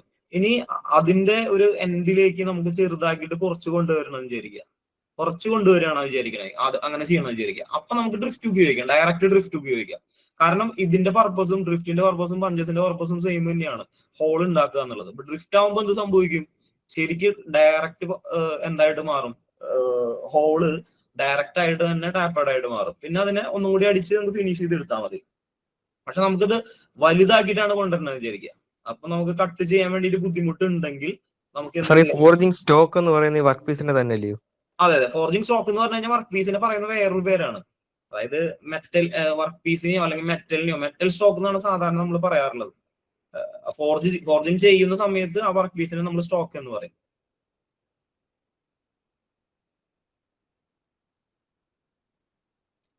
പഞ്ചസിൽ അങ്ങനെ സെപ്പറേറ്റ് ആയിട്ട് ഇങ്ങനെ ഒരു ഭയങ്കരമായിട്ടുള്ള ഒരു ഡിസ്ക്രിപ്ഷൻ ഒന്നും കണ്ടിട്ടില്ല. ആ കൂടിയിട്ട് ടോങ്സിലാണ് നമ്മൾ ഡിഫറെന്റ് ടൈപ്സ് ഓഫ് ടോങ്സ്, അതിന്റെ യൂസേജ് ഒക്കെ കണ്ടിട്ടുള്ളത്. അതായത് ഇപ്പോ റൗണ്ട് ഷേപ്പുള്ള അല്ലെങ്കിൽ റൗണ്ട് ബാറിനെ പിടിക്കാൻ വേണ്ടിയിട്ട് ഹോളോ ടോങ്സ് ഉപയോഗിക്കുന്നു. ഫ്ലാറ്റ് ആയിട്ടുള്ള റെക്ടാംഗുലർ സെക്ഷൻ ഒക്കെ ആണെങ്കിൽ നമ്മൾ ഫ്ലാറ്റ് ടോങ്സ് ഉപയോഗിക്കുന്നു. അങ്ങനെയൊക്കെ കണ്ടിട്ടുള്ളത്. പിന്നെ അതിൽ തന്നെ God tongs, straight lip fluted tongs എന്നൊക്കെ പറഞ്ഞിട്ട് സെപ്പറേറ്റ് വരാറുണ്ട്. അതൊക്കെ കുറച്ചുകൂടി അഡ്വാൻസ്ഡ് ആണ്, അതൊന്നും നമുക്ക് പഠിക്കേണ്ട ആവശ്യമില്ല, ഞാൻ പറഞ്ഞു എന്നുള്ളൂ. അതല്ലാണ്ട് ഈ പഞ്ചസിൽ അങ്ങനെ സ്പെഷ്യൽ ആയിട്ടുള്ള പഞ്ചസ് ഇല്ല. പഞ്ചസിൽ നമ്മൾ സാധാരണഗതിയിൽ കണ്ടിട്ടുള്ള എന്താണെന്ന് വെച്ചിട്ടുണ്ടെങ്കിൽ, നമ്മൾ കട്ട് ചെയ്യാൻ വേണ്ടിയിട്ട് പഞ്ചസ് ഉപയോഗിക്കുന്നു. ആ പഞ്ചസിന്റെ വലിപ്പത്തിന്റെ ഡിഫറൻസ് അനുസരിച്ചിട്ട് കട്ട് ചെയ്യുന്നതിന്റെ ഹോളിനും ചെറിയ ഡിഫറൻസ് വരുമായിരിക്കും. അതല്ലാതെ അതിന് വേറൊരു ഭയങ്കരമായിട്ടുള്ള പ്രത്യേകതകളൊന്നും കണ്ടിട്ടില്ല. പിന്നെ പറയുന്ന ഒരു കാര്യം എന്ന് പറഞ്ഞു കഴിഞ്ഞാൽ, നേരത്തെ ഞാൻ പറഞ്ഞ കാര്യം തന്നെ, ടാപ്പേഡ് ആയിട്ടുള്ള ഹോൾ ആൻഡ് ഡ്രിഫ്റ്റ് നമുക്ക് യൂസ് ചെയ്യാം. ഇതിനെ ഫിനിഷ് ചെയ്യാൻ വേണ്ടിയിട്ടും ഡ്രിഫ്റ്റ് യൂസ് ചെയ്യാം. പിന്നെ ഇത്ര തന്നെയാണുള്ളൂ ഈ പ്രധാനപ്പെട്ട ടൂൾസ് എന്ന് പറയുന്നത്. കാരണം നമ്മൾ വളരെയധികം ആക്ടിവിറ്റീസ് ഒന്നും വളരെ കുറെ ആക്ടിവിറ്റീസ് ഒന്നും യൂസ് ചെയ്യുന്നില്ല. ഇപ്പൊ നമ്മൾ നോക്കുകയാണെങ്കിൽ നമ്മൾ ചൂടാക്കിയതിന് ശേഷം എന്ത് ചെയ്യാൻ പറ്റും, നമുക്ക് എന്താണ് അതിന്റെ പ്രതലത്തെ ഫ്ലാറ്റ് ചെയ്യാൻ പറ്റും, ഷേപ്പ് ചെയ്യാൻ പറ്റും. ഇപ്പൊ ഷേപ്പ് ചെയ്യാൻ വേണ്ടിയിട്ട് ഒന്നില്ലെങ്കിൽ അടിച്ചിട്ട് ഷേപ്പ് ചെയ്യാം, അല്ലെങ്കിൽ സ്വേജ് ബ്ലോക്ക് പോലത്തെ ബ്ലോക്കുകൾ ഉപയോഗിച്ചിട്ട് ഏത് ഷേപ്പിലേക്കാണെന്നുണ്ടെങ്കിൽ ആ രീതിയിലേക്ക് ഏതെങ്കിലും ഒരു ഫോമിലേക്ക് നമുക്ക് സ്വേജസ് ഉപയോഗിച്ചിട്ട് ആ ഫോമിലേക്ക് കൺവേർട്ട് ചെയ്യാൻ പറ്റും. ഇപ്പൊ കട്ട് ചെയ്യാണെങ്കിൽ ചിസൽ ഉപയോഗിക്കാൻ പറ്റും, ഇതിനെ ഹോൾഡ് ചെയ്യാൻ വേണ്ടിയിട്ട് ടോങ്സ് ഉപയോഗിക്കാൻ പറ്റും. ഇതല്ലാണ്ട് ഇതിനപ്പുറത്തേക്കുള്ള കാര്യങ്ങളൊന്നും ഇതിൽ വരുന്നില്ല. പിന്നെ നമുക്ക് നമ്മൾ ഹോൾഡ് ചെയ്തിട്ട് പിന്നെ നമ്മൾ ഹാമർ, സ്ലെഡ്ജ് ഹാമർ പോലുള്ള ഹാമർ ഉപയോഗിച്ചിട്ട് നമ്മൾ ഡിഫറെന്റ് ടൈപ്സ് ഓഫ് ഓപ്പറേഷൻസ് ചെയ്യാണ് ചെയ്യുന്നത്. അപ്സെറ്റിംഗ് ആണെങ്കിലും ഡ്രോയിങ് ആണെങ്കിലും ബെൻഡിങ് ആണെങ്കിലും ഏത് ഓപ്പറേഷൻ ആണോ ചെയ്യുന്നത് ആ ഓപ്പറേഷൻ, അതായത് അതിന്റെ ഷേപ്പോ അല്ലെങ്കിൽ അതിന്റെ സൈസോ മാറ്റിയെടുക്കുന്ന പ്രോസസ്സ് മാത്രമാണ് ഇതിന് ശേഷം നമ്മൾ ചെയ്യുന്നത്. അതല്ലാണ്ട് നമ്മൾ ഈ കാണുന്ന ബാക്കിയുള്ള ഓപ്പറേഷൻസോ അല്ലെങ്കിൽ ബാക്കിയുള്ള എന്താണ് ഇങ്ങനെ കട്ടിങ് പോലെയുള്ള ഓപ്പറേഷൻസിന് വേണ്ടിയിട്ട് വളരെയധികം ടൂൾസുകളില്ല. അതായത് നമ്മൾ സാധാരണ ഒരു ഫിറ്റിംഗ് വർക്ക്ഷോപ്പിൽ ചെയ്യുന്ന പോലെ വളരെയധികം ഓപ്പറേഷൻസ് ഇതിന് ചെയ്യേണ്ട ആവശ്യമില്ല, മാർക്കിംഗ് പർപ്പസുകൾ ആവശ്യമില്ല. അതുപോലെ തന്നെ വളരെ റിഡ്യൂസ്ഡ് ആയിട്ടുള്ള ഒരു ടോളറൻസ് സോണൊന്നല്ല ഇതിനുണ്ടായിരിക്കുക, ഇതിന് അത്യാവശ്യം കുഴപ്പമില്ലാത്ത ടോളറൻസ് സോൺ ആയിരിക്കും ഉണ്ടായിരിക്കുക. അപ്പോൾ അത് കാരണം തന്നെ ഇതിന്റെ വർക്ക് ചെയ്യുന്ന ടൂൾസുകളും വർക്ക് ചെയ്യുന്ന രീതികളൊക്കെ വളരെ പെട്ടെന്ന് അതിന്റെ വർക്കബിലിറ്റി ആയിട്ടുള്ള ടെമ്പറേച്ചർ റിഡ്യൂസ് ആവുന്നതിനുള്ളിൽ തന്നെ വളരെ കുറച്ച് സമയത്തിനുള്ളിൽ മാക്സിമം വർക്ക് ചെയ്യുന്ന രീതിയിലായിരിക്കും ഇതിന്റെ വർക്കുകളൊക്കെ ഉണ്ടായിരിക്കുക. ഇപ്പൊ നമ്മളിപ്പോ പറഞ്ഞു ഇതിൽ വളരെയധികം ടൂൾസുകളെ കുറിച്ചിട്ടൊന്നും ഇതിൽ പറയേണ്ട ആവശ്യം തന്നെ ഇല്ല.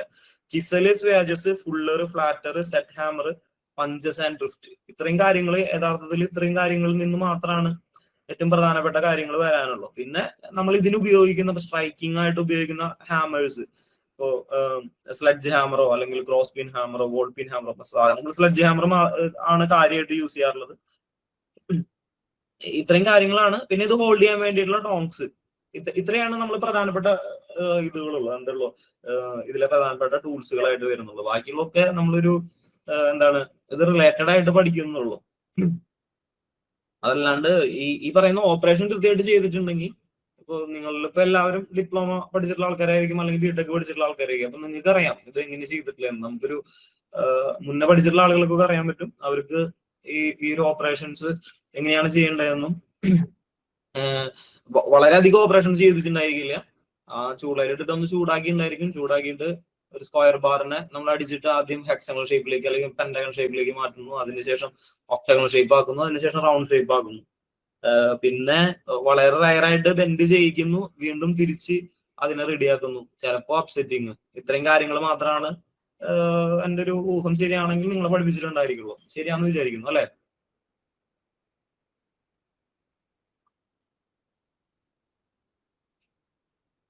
അതെ അല്ലേ? ഓക്കെ ഓക്കെ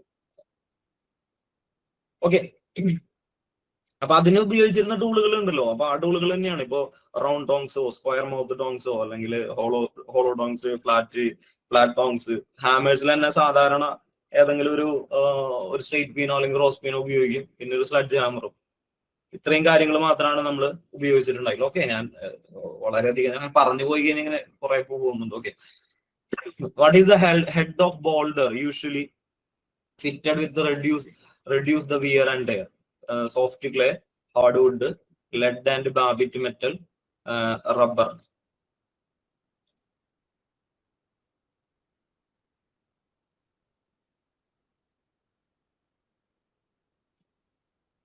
ഇതിന് ഉത്തരം റെഡ് ആൻഡ് ബാബിറ്റ് മെറ്റൽ എന്നാണ് കേട്ടോ. ഇതൊരു എന്താ പറയാ, കുറച്ചുകൂടി അഡ്വാൻസ്ഡ് ആയിട്ടുള്ള രീതിയിൽ നമ്മൾ റെഫർ ചെയ്തിട്ട് ഇത് കണ്ടുപിടിച്ച് മീൻസ് ക്വസ്റ്റ്യൻ ഇത് ചെയ്തു എന്നുള്ളൂ. ഒരുപക്ഷെ വരാൻ ചാൻസ് ഉണ്ട്. അതായത് നമ്മളിപ്പോ ഇത് ചെയ്യുന്ന ഭാഗത്ത്, അതായത് നമ്മൾ സ്ട്രൈക്ക് ചെയ്യുന്ന ഭാഗത്ത് ചില സന്ദർഭങ്ങളിൽ ഇതിന്റെ ഹെഡിലേക്ക് ഇതിന് വയറൊക്കെ കുറയ്ക്കാൻ വേണ്ടിയിട്ട്, വയർ എന്ന് പറഞ്ഞു കഴിഞ്ഞാൽ അത് നമ്മൾ സ്ഥിരമായിട്ട് ഉപയോഗിക്കുമ്പോൾ അബ്രഷൻ കാരണം അല്ലെങ്കിൽ സ്ട്രൈക്കിംഗ് ഫോഴ്സ് കാരണം ഇതിന് എന്താണ് തേയ്മാനം സംഭവിക്കുക. അങ്ങനെ തേയ്മാനം സംഭവിക്കാതിരിക്കാൻ വേണ്ടിയിട്ട് നമ്മൾ ആ ഒരു ഭാഗത്ത് ലെഡ് അല്ലെങ്കിൽ ബാബിറ്റ് മെറ്റൽ, ഇതിന്റെ പ്രത്യേകത എന്ന് പറഞ്ഞാൽ ഇത് പതിയും, നല്ല രീതിയിൽ പതിയും, അടിക്കുമ്പോഴൊക്കെ ഇത് പതിയും. അപ്പൊ എന്താണെന്നുണ്ടെങ്കിൽ ഈ പതിയുന്നതിന്റെ ഭാഗമായിട്ട് ഈ പറയുന്ന നമ്മൾ സെപ്പറേറ്റ് ആയിട്ട് കയറ്റിയിട്ടുള്ള മെറ്റീരിയൽ ഉണ്ടല്ലോ, ആ മെറ്റലിന് മാത്രമാണ് വയർ സംഭവിക്കുക. പിന്നെ നമുക്ക് എന്ത് ചെയ്യാൻ പറ്റും, കുറച്ച് കഴിഞ്ഞിട്ട് ഇതിനെ തന്നെ റീയൂസ് ചെയ്യാൻ പറ്റും, റീഷേപ്പ് ചെയ്തിട്ട്, അല്ലെങ്കിൽ എന്ത് ചെയ്യാൻ പറ്റും, വേറെ പുതിയത് നമുക്ക് ഫിറ്റ് ചെയ്യാൻ സാധിക്കും. Next, the operation of bending is mostly carried out on dash, bending block, surface plate, bench wise, wick of the anvil. ഏതാണ് വരുന്നത്? ബെൻഡിങ് ആണ് കേട്ടോ, bending operation. Beak of the anvil. Beak of the anvil. അപ്പോ ഇതുപോലെ തന്നെ ഇതിപ്പോ ഏത് തരം ബീക്ക് ആണെങ്കിലും ഈ ബീക്കിനാണ് പ്രാധാന്യം. ആ ബീക്കിൽ വെച്ചിട്ടാണ്, ബീക്ക് എന്ന് പറഞ്ഞാൽ അറിയാലോ, ഒരു കൊമ്പ് പോലെയുള്ള ഒരു ഭാഗമാണ്. അവിടെ തന്നെ നമ്മള് 2 തരം ബീക്ക് ഉണ്ട്. ഒരു സെക്ഷനിൽ ഒരു റൗണ്ട് ആയിട്ടുള്ള ബീക്ക് ഉണ്ട്. ഇതിന്റെ ഇമേജസ് ഒക്കെ നിങ്ങൾ കണ്ടിട്ടുണ്ടായിരിക്കും. ഇങ്ങനെ ഒരു ബീക്ക് ഉണ്ടായിരിക്കും. അത് കഴിഞ്ഞിട്ട് ഇതോട് കൂടി ചേർന്നിട്ട് ഒരു ഫ്ലാറ്റ് ആയിട്ടുള്ള ഫേസ് ഉണ്ടായിരിക്കും. അത് കഴിഞ്ഞിട്ട് ഈ ഒരു രീതിയിലുള്ള ഒരു സെക്ഷൻ ഉണ്ടായിരിക്കും. അത് ഇങ്ങനെ വന്നിട്ടുണ്ടായിരിക്കും. ഈ ഒരു സെക്ഷൻ ഇങ്ങനെ ഇതാക്കിയിട്ടുണ്ടായിരിക്കും. ഇത് നമ്മളൊന്നില്ലെങ്കിൽ ഒരു മരത്തിന്റെ ഇതിലോ അല്ലെങ്കിൽ ഒരു കാസ്റ്റ് അയണിന്റെ ഒരു സെക്ഷനിലോ ഉറപ്പിച്ചിട്ടുണ്ടായിരിക്കും. ഇങ്ങനെയാണ് സാധാരണ ഇതിൽ കാണാറുള്ളത്. അപ്പൊ ഇതില് ഓരോന്നിനും ഓരോ ഉപയോഗങ്ങളുണ്ട്. ഈ കാണുന്ന ഭാഗവും ബീക്ക് എന്ന് തന്നെയാണ് പറയാ. അതിനെ ടൈൽ സ്ക്വയർ ബീക്ക് എന്നാണ് പറയാ. അത് ഉപയോഗിക്കുന്നത് ഇതിനെ കറക്റ്റ് റൈറ്റ് ആംഗിളിൽ ബെൻഡാക്കാൻ വേണ്ടിയിട്ടാണ്, 90 ഡിഗ്രിയിൽ ബെൻഡാക്കാൻ വേണ്ടിയിട്ടാണ്. എന്താണ് ഹോള്? ഹോൺ എന്ന് പറയുന്നത് ഹോൺ. അതന്നെ, ബീക്കിന് തന്നെയാണ് ഹോൺ എന്ന് പറയുന്നത്. ഹോണൽ HORN അല്ലെ? ഓക്കെ. അത് ബീക്കിനെ പറയുന്ന പേര് തന്നെയാണ് ഹോൺ. കൊമ്പ് എന്നുള്ള രീതിയിൽ വരുന്നതാണ്. ഓക്കെ, ബീക്കാണ് നമ്മൾ ഉപയോഗിക്കുന്നത്. ഓക്കെ, ഇതിൽ ഡൗട്ട് ഒന്നും തോന്നേണ്ട ആവശ്യമില്ല. പിന്നെ ഇവിടെ ഒരു സെക്ഷൻ ഉണ്ടായിരിക്കും, അപ്സെറ്റിംഗ് ബ്ലോക്ക് എന്ന് പറഞ്ഞിട്ട്. നമ്മൾ അപ്സെറ്റ് ചെയ്യുന്നത് ഈ ഒരു സെക്ഷനിലായിരിക്കും ചെയ്യുന്നുണ്ടായിരിക്കും. അപ്പോൾ ഇതൊന്നില്ലെങ്കിൽ വുഡിലായിരിക്കും അല്ലെങ്കിൽ കാസ്റ്റ് അയണിലായിരിക്കും. എന്തുകൊണ്ടാണ് കാസ്റ്റ് അയണും വുഡ് ഉപയോഗിക്കാൻ കാരണം? വൈബ്രേഷൻ അബ്സോർബ് ചെയ്യും. വൈബ്രേഷൻ അബ്സോർബ് ചെയ്യാനുള്ള കപ്പാസിറ്റി ഉള്ളതാണ് കാസ്റ്റ് അയണിനും വുഡിനും. അത് കാരണമാണ് ഉപയോഗിക്കുന്നത്. പിന്നെ അത് മാത്രമല്ല, ഈ കാസ്റ്റ് അയൺ ഉപയോഗിക്കാനുള്ള വേറൊരു കാര്യം എന്ന് പറഞ്ഞു കഴിഞ്ഞാൽ ഏജിങ് ആവുന്ന സമയത്ത് ഇതിന് ഡയമെൻഷണൽ അക്യൂറസി വളരെ കൂടുതലാണ്. അതായത് അത് ആ ഒരു അക്യൂറസിയിൽ തന്നെ സ്ഥിരമായിട്ട് നിൽക്കും. അപ്പോൾ അതിന് ചാറ്ററിങ്ങും ബാക്കിയുള്ള കാര്യങ്ങളൊക്കെ അവോയ്ഡ് ചെയ്യാനുള്ള കപ്പാസിറ്റിയും കൂടിയുണ്ട്. The tool used for bending round steel bar is called dash. Fork tool, scroll tool, hammer, file.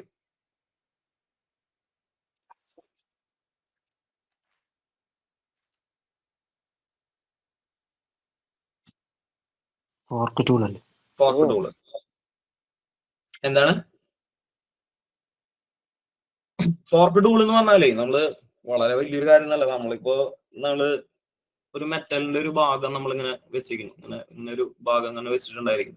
അതില് 2 കമ്പി, നമ്മള് കമ്പി വളയ്ക്കുന്ന കണ്ടിട്ടില്ലേ? 2 കമ്പി വെച്ചിട്ട് അതിന്റെ ഉള്ളിൽ കൂടി ഇട്ടിട്ടാണ് കമ്പി വളയ്ക്കുക. ഇതേ കാര്യം തന്നെയാണ്, 2 കമ്പീനെ ഉണ്ടായിരിക്കും. ഈ കമ്പീനെ നമുക്ക് അടുപ്പിക്കാനൊക്കെ സാധിക്കും. ഇവിടെ വെച്ചിട്ട് നമുക്ക് എന്ത് ചെയ്യാം? നമുക്ക് ആവശ്യമുള്ള അനുസരിച്ചിട്ട് ഇതിന്റെ വിഡ്ത്തിനെ ഇൻക്രീസ് ചെയ്യാനും ഡിക്രീസ് ചെയ്യാനും സാധിക്കും. ഇതിങ്ങനെ വേറൊരു സെക്ഷനിൽ ഇങ്ങനെ ഉറപ്പിച്ചിട്ടുണ്ടായിരിക്കും. ഇതിനെ നമുക്ക് ഇതാക്കാൻ പറ്റും. ഇനി നമ്മള് റൗണ്ട് ബാറുകൾ ഉണ്ടല്ലോ, അതായത് റൗണ്ട് ഷേപ്പിലുള്ള ബാറുകൾ, മെറ്റലിന്റെ ബാറിനെ ഇതിന്റെ ഉള്ളിലേക്ക് ഇടുന്നു. അതിനുശേഷം നമ്മൾ ഒന്നിലും ഹാമർ വെച്ചിട്ടോ അല്ലെങ്കിൽ വേറെ ഏതെങ്കിലും മോഡ് ഓഫ് മെക്കാനിക്കൽ പ്രോസസ്സ് വെച്ചിട്ട് ഇതിനെന്ത് ചെയ്യുന്നു? നമ്മൾ വളയ്ക്കുന്നു. അപ്പൊ നമ്മൾ സാധാരണ fork tool bending the round steel ബാറിന് വേണ്ടിയിട്ട് ഉപയോഗിക്കുന്നതാണ്. ഇത് പരീക്ഷയ്ക്ക് വരാൻ വളരെയധികം ചാൻസ് ഉള്ള ഒരു ക്വസ്റ്റ്യൻ ആണ്. Bending the round steel bar ചെയ്യാൻ വേണ്ടിയിട്ട് നമ്മൾ എന്താണ് ഉപയോഗിക്കുന്നത്? അത് വളരെ എന്താ പറയാ, അങ്ങനെ ഭയങ്കരമായിട്ട് വിചാരിക്കേണ്ട ആവശ്യമൊന്നുമില്ല. വളരെ സിമ്പിൾ ആയിട്ടുള്ള കാര്യമാണ്. അപ്പോൾ ഇതേപോലെ തന്നെ നമ്മൾ ഉപയോഗിക്കുന്നതാണ് ബെൻഡിങ് ബ്ലോക്ക് എന്നുള്ളത്. നമുക്ക് ഡിഫറെന്റ് ഷേപ്സിൽ എന്താണ്, ഇപ്പൊ നമ്മള് ഒരു വലിയൊരു ബ്ലോക്ക് ഉണ്ടാക്കുന്നു, അതിൽ കുറെ ഹോൾസുകൾ നമ്മൾ ഫിറ്റ് ചെയ്യും ഇങ്ങനെ പലതരത്തില്. അപ്പൊ നമുക്ക് ആവശ്യമുള്ള ഷേപ്പ് ഒക്കെ നമുക്ക് ആ ടൈമിൽ ഇതിലേക്ക് ഇൻസേർട്ട് ചെയ്താൽ മതി, ഇങ്ങനെ ചെറിയ ചെറിയ സെക്ഷൻസ്. അതിനനുസരിച്ചിട്ട് നമുക്ക് ഏത് ഷേപ്പിലേക്ക് വേണമെങ്കിലും ഇതിനെ 1, 2, 3 സെക്ഷനിലൊക്കെ വളയ്ക്കാൻ പറ്റും. വളയ്ക്കാൻ വേണ്ടിയിട്ട് നമ്മൾ എന്ത് ചെയ്യും? സെപ്പറേറ്റ് ആയിട്ട് ഒരു സെക്ഷൻ ഉണ്ട്, ഒരു ലിവർ പോലുള്ള ഒരു സെക്ഷൻ ഉണ്ട്. ആ സെക്ഷൻ വെച്ചിട്ട് എന്ത് ചെയ്യും? ഇതിങ്ങനെ ഇങ്ങോട്ട് ബലം പ്രയോഗിക്കും, ഒന്നിൽ വലിക്കും അല്ലെങ്കിൽ തള്ളും. അപ്പൊ നമുക്ക് അതിന്റെ ഈ രണ്ടിന്റെ ഇടയിലുള്ള സ്റ്റീൽ ബാറിനെ നമുക്ക് അനുസരിച്ചിട്ട് ഇങ്ങടാവുമ്പോൾ ഇങ്ങോട്ട് ബെൻഡാവും, ഇങ്ങടാണെങ്കിൽ ഇപ്പുറത്തെ സൈഡിലേക്ക് ബെൻഡാവും. അങ്ങനെ ബെൻഡ് ചെയ്തിട്ട് നമുക്ക് എടുക്കാൻ പറ്റും. സെയിം കാര്യം തന്നെയാണ് ബെൻഡിങ് ബ്ലോക്കിലും ഉപയോഗിക്കുന്നത്. ഇനി നമുക്ക് വേറൊരു രീതിയിലാണ് ഇത് കട്ട് ചെയ്യണമെങ്കിൽ, ഇതിന്റെ ഷേപ്പ് നമുക്ക് ഇങ്ങനെയാണ് വേണ്ടതെങ്കിൽ നമുക്ക് ഇങ്ങനെ ഈ ഒരു രീതിയിൽ വളച്ചെടുക്കാം. ഇനി പെഗ് മാറ്റിയിട്ട് നമ്മൾ ഇതിനെ ഇവിടേക്ക് കൊണ്ടുവന്ന ഇതിനെ റാ പോലെ നമുക്ക് ഇങ്ങനെ വേണമെങ്കിൽ വളച്ചെടുക്കാം. നമുക്ക് ഇഷ്ടമുള്ള സ്പേസ് കാര്യങ്ങളൊക്കെ അതിലേക്ക് ചെയ്യാൻ സാധിക്കും. ഓക്കെ.